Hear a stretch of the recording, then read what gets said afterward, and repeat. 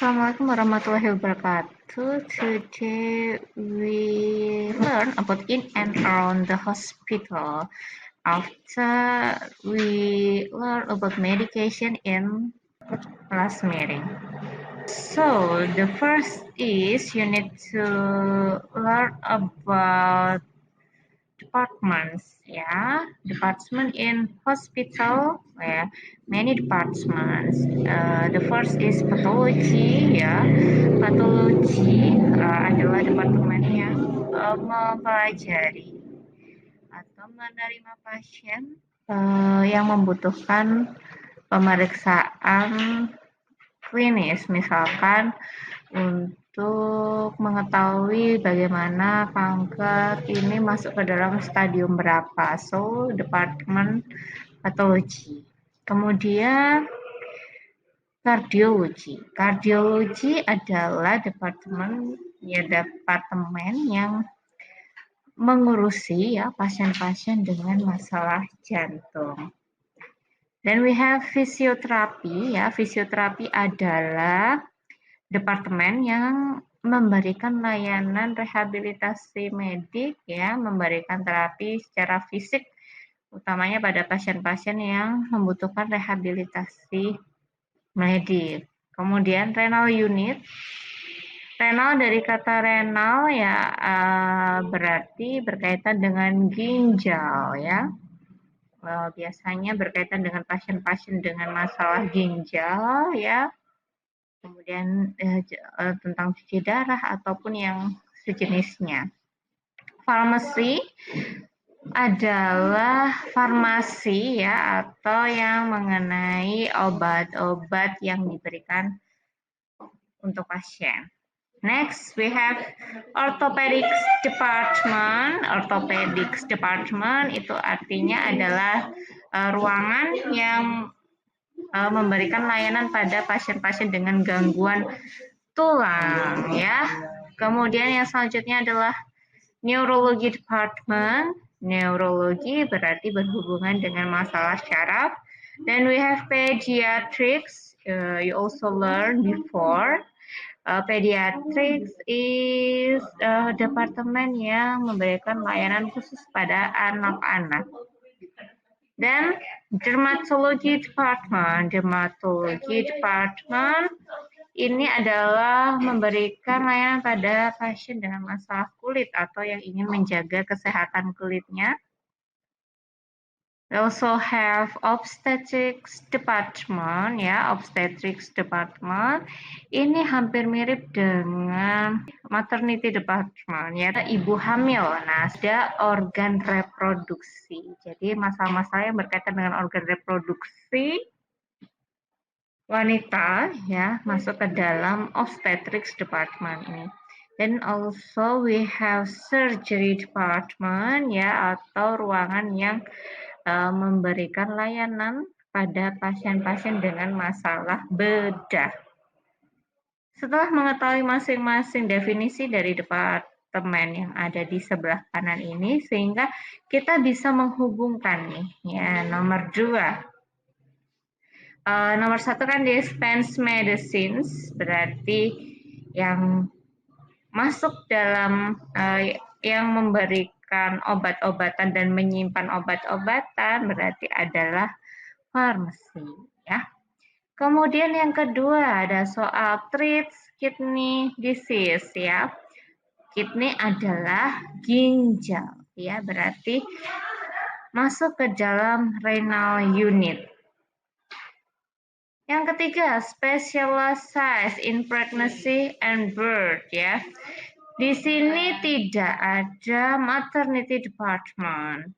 So, yang bisa kita sarankan pada orang yang bertanya kalau misalkan ada masalah pada kandungan dan kelahiran, maka kita bisa sarankan ke obstetrics department. Then studies illness and analysis samples ya, jadi yang menganalisa ya dari sampel-sampel ya tadi sudah saya jelaskan masuk ke dalam patologi ya. Kalau di Indonesia masih dibagi lagi ya, ada patologi anatomi and patologi klinis ya. Tetapi pada intinya keduanya adalah untuk mengetahui tentang penyakit ya, menganalisis penyakit berdasarkan dari sampel yang diambil dari pasien. Kemudian untuk treats disease of the skin ya. Berarti kita sarankan ke departemen mana ya? Berarti ke dermatologi. 6. Performs operations on patients. Berarti masuk ke departemen surgery. Design special exercise for patients. Nah, berarti kita berikan ya, kita sarankan masuk ke departemen fisioterapi. Next, kalau misalkan untuk blood disorders atau gangguan pada darah, berarti kita sarankan ke hematologi.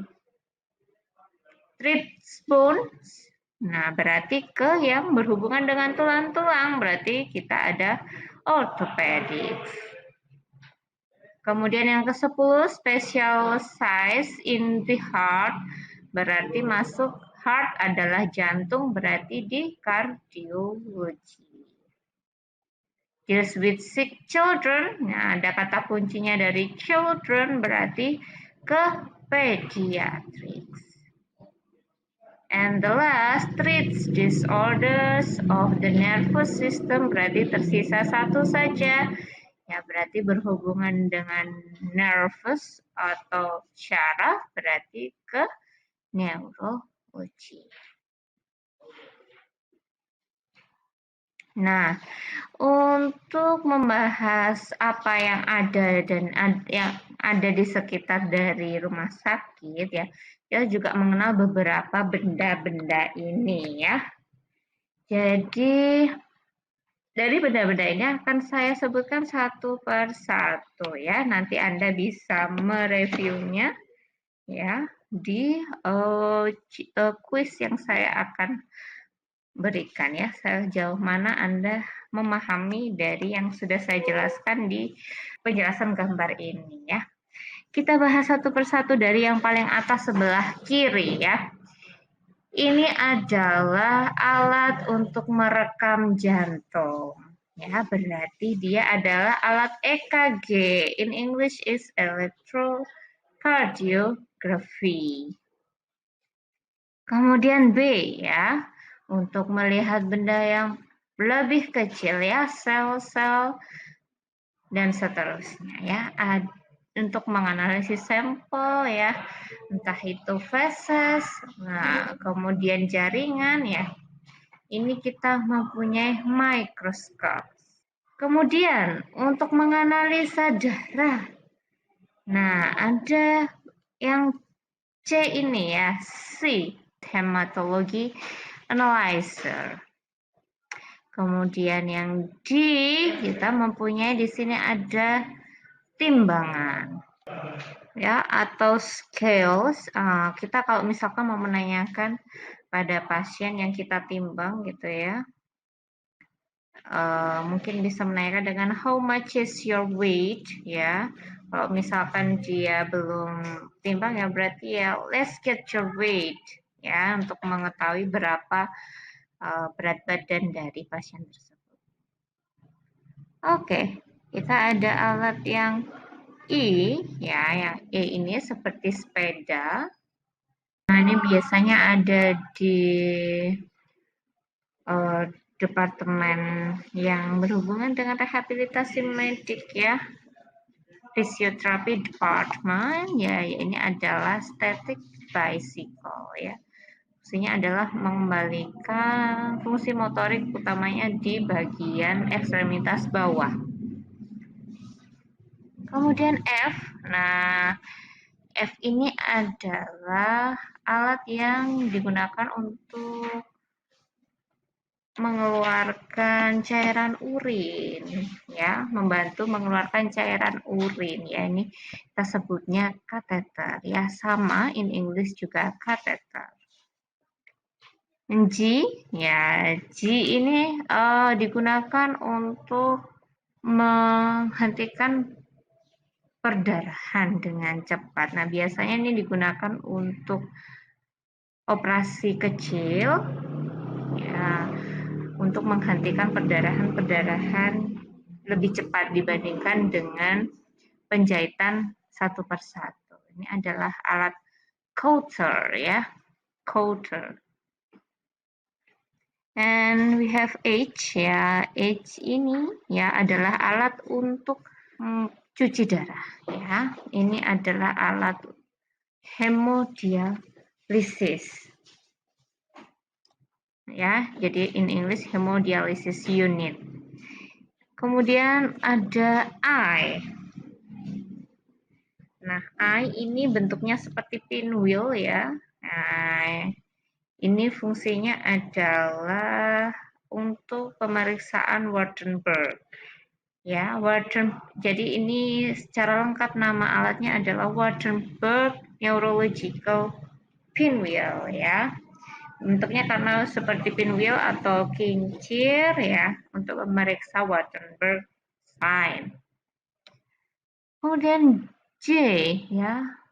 Ini tidak hanya di rumah sakit, ya, di rumah kita juga ada, ya, sendok or spoon, ya. Fungsinya apa, ya? Untuk memasukkan makanan, bisa juga untuk pemberian obat dalam bentuk sirup, ya. Kemudian K, nah ini adalah metsenbom, ya, atau mes atau pisau bedah. Dan yang terakhir, nah ini untuk melakukan scan X-ray, ya. Ini adalah alat X-ray unit. Dan nah ini kita belajar beberapa kata-kata tambahan, ya, yang bisa kita pelajari masing-masing satu persatu, ya, yang ada di sekitaran rumah sakit, ya. Ya, koridor, ya, koridor atau selasar. Nah, semua rumah sakit mempunyainya, ya, untuk menghubungkan antara ruangan dengan antara ruangan satu dengan yang lain. Kemudian floor. Floor ini dalam bahasa Indonesia lantai, ya, bisa juga lantai keberapa, ya. Misalkan in the second floor you can get your medicine in pharmacies, ya, itu berarti, ya, di lantai kedua Anda bisa mendapatkan obat Anda di ruang farmasi. Then we have mortuary, ya, atau rumah duka atau kamar mayat, ya, mortuary.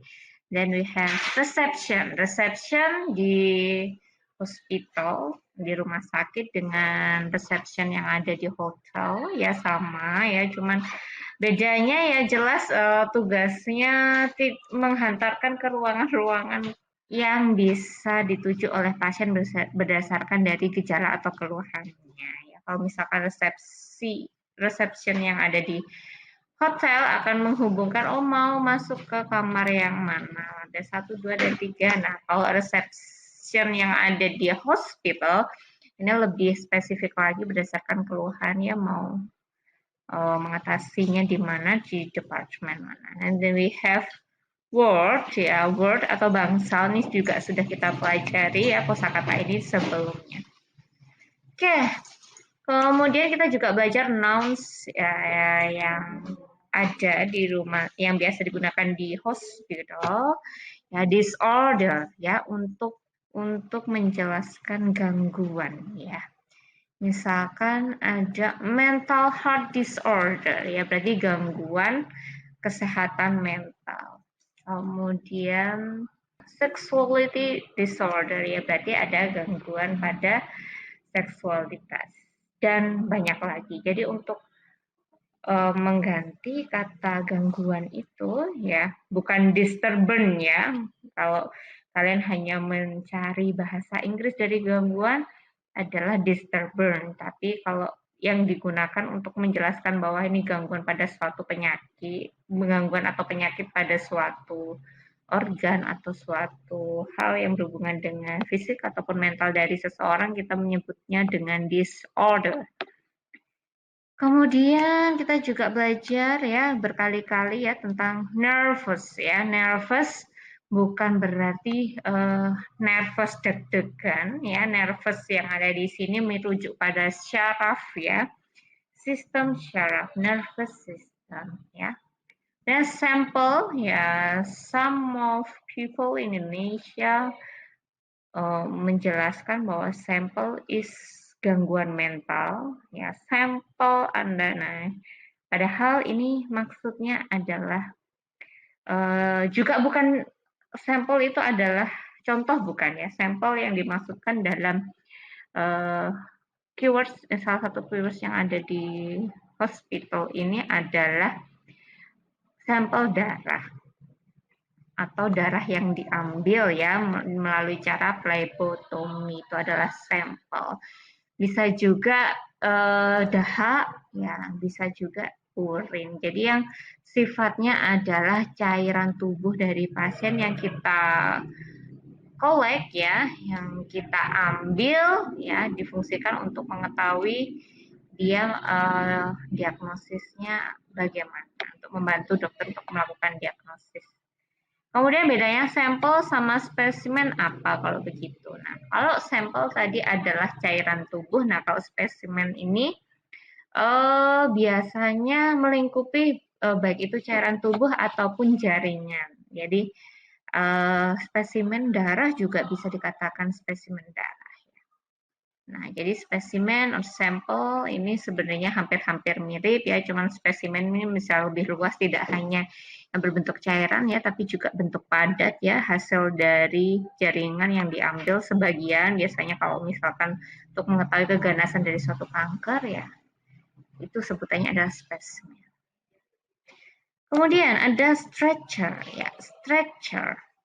Stretcher ini adalah papan. Ya, papan yang biasanya digunakan untuk membantu ambulasi pasien dari satu bed ke bed yang lain ya. Kita gunakan stretcher. And waste ya, atau sampah ya, sampah waste in hospital harus lebih diperlakukan lebih khusus ya daripada sampah yang ada di yang biasa ya, karena biasanya sampah yang dihasilkan di rumah sakit ini berhubungan dengan cairan infeksius ya, ataupun apa ya, cairan yang infeksius yang dikhawatirkan memberikan infeksi ya pada orang yang menyentuh baik itu benda yang terkena dari sampah tersebut. Oke. Di sini ada dispense ya, dispense ada dispose of. Dispense ya, ini berarti adalah dispensasi ya. Kemudian dispose. Kalau dispose of ya, berarti membuang ya. Ya, dispose of waste ya, biasanya membuang dari misalkan kasa habis pakai perawatan luka ya, seperti itu ya, itu kita gunakan kata dispose of waste. Kemudian disabled ya, kita belajar disable untuk mengganti kata cacat ya. Cacat ini kalau misalkan dalam bahasa Indonesia pun juga diganti dengan kata disabilitas. In English ya, kita menyebutnya adalah disabled. Dari kata-kata tersebut, kalau misalkan kita melihat gambar ini ya, akan muncul beberapa hal yang bisa kalian tambahkan ya, yang ada di rumah sakit. Berarti apa saja ya yang belum ada di keywords yang ada di sebelumnya, sehingga tugasnya adalah silahkan untuk membuat list ya dari benda-benda yang ada di gambar ini dalam bahasa Inggris yang belum disebutkan pada keyword sebelumnya. Oke, itu saja pertemuan hari ini untuk materi in and around hospital. Okay, also I want to say thank you to Lulu and Anissa, especially to make my PPT. prettier ya, in easier to learn ya. Dan saya minta maaf ya jika ada banyak kekurangan dalam pembelajaran bahasa Inggris keperawatan saya ini. Terima kasih. See you in other lesson. Thank you for watching. Assalamualaikum warahmatullahi wabarakatuh.